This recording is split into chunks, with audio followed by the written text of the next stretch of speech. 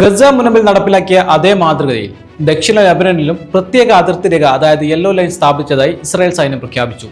2026 April 16 ഇസ്രായേലും ലെബനനും തമ്മിൽ 10 ദിവസത്തെ വെടിനിർത്തൽ കരാർ പ്രാബല്യത്തിൽ വന്നെങ്കിലും ഏപ്രിൽ 18 അതിർത്തിയിൽ ഇസ്രായേൽ ഈ പുതിയ സൈനിക അതിർവരമ്പ് പ്രഖ്യാപിക്കുകയായിരുന്നു. അതിർത്തിയിൽ നിന്ന് ഏകദേശം 8 മുതൽ 10 കിലോമീറ്റർ വരെ ഉള്ളിലായി നിശ്ചയിച്ചിട്ടുള്ള ഈ രേഖയ്ക്ക് തെക്ക് വശത്തുള്ള പ്രദേശങ്ങൾ പൂർണ്ണമായും ഇസ്രായേൽ സൈന്യത്തിന്റെ നിയന്ത്രണത്തിലായിരിക്കും. ഇതോടെ ഈ മേഖലയിലുള്ള ഏകദേശം 55ഓളം ലെബനീസ് ഗ്രാമങ്ങളിലേക്ക് ജനങ്ങൾ മടങ്ങുന്നത് തടയപ്പെടുകയും ഹിസ്ബുള്ളയുമായി ബന്ധമുണ്ടെന്ന് ആരോപിച്ച് കെട്ടിടങ്ങൾ തകർക്കുന്നത് തുടരുകയും ചെയ്യുന്നു.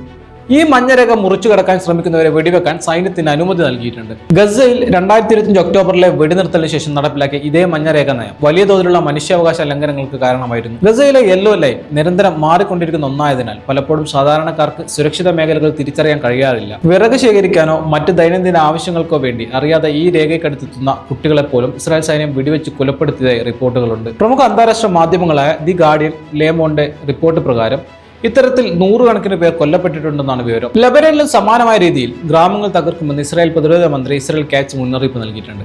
മഞ്ഞരേഖ പ്രഖ്യാപിച്ചതിന് പിന്നാലെ ബെയ്റ്റ് ലീഫ്, ഖാന്തറ തുടങ്ങിയ ഇടങ്ങളിൽ ഇസ്രായേൽ വ്യോമാക്രമണങ്ങൾ നടത്തുകയും ചെയ്തു. എന്നാൽ വെടിനിർത്തൽ കരാർ ഇരുപക്ഷവും പാലിക്കണമെന്നും ഇസ്രായേൽ ലംഘനം തുടർന്നാൽ ശക്തമായി തിരിച്ചടിക്കുമെന്നുമാണ് ഹിസ്ബുള്ളയുടെ നിലപാട്.